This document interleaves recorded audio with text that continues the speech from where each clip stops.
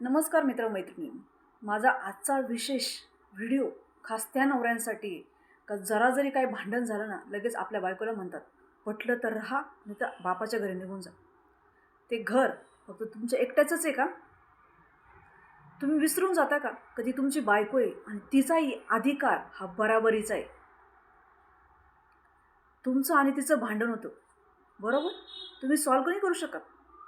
बोलून बसून तुम्ही हे प्रॉब्लेम सॉल्व्ह नाही करू शकत. तिच्या बापापर्यंत जाण्यास तुम्हाला गरज काय?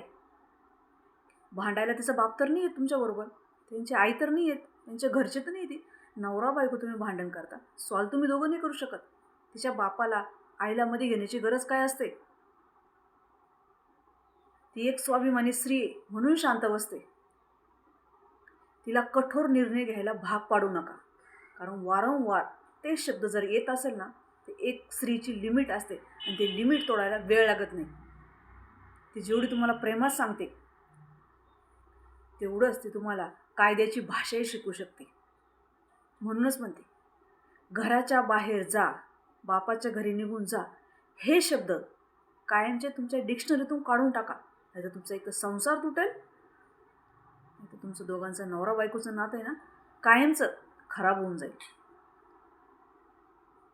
तुम्हाला राग आला, तुम्ही कधी तुमच्या आईला, बापाला किंवा तुमच्या बहीण भावाला बोलता का कधी तर घराच्या बाहेर जा, हे घर माझं आहे?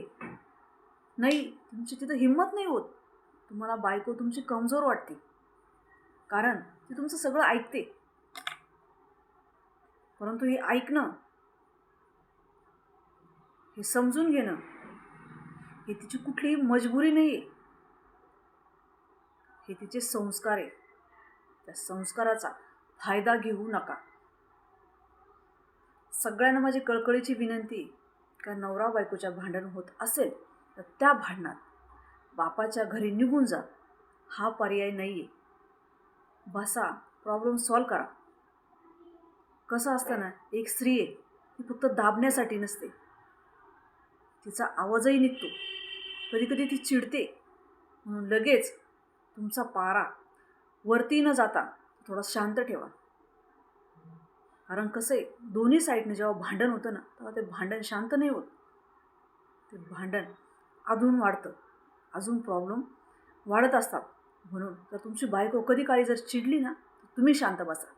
म्हणून तिला लगेच बोलू नका पटलं तर आणि आईबापाच्या घरी जा हा पर्याय नाही आहे. सोल्युशन काढा आणि सॉल्व करा. व्हिडिओ जर कामाचा वाटला तर एक लाईक, एक शेअर माझ्या व्हिडिओसाठी. नवीन असेल तर चॅनल नक्की सबस्क्राईब करा. असेच नवीन कॉन्टेंटचे व्हिडिओ रोज बघत जा. सरला टॉक्स. धन्यवाद.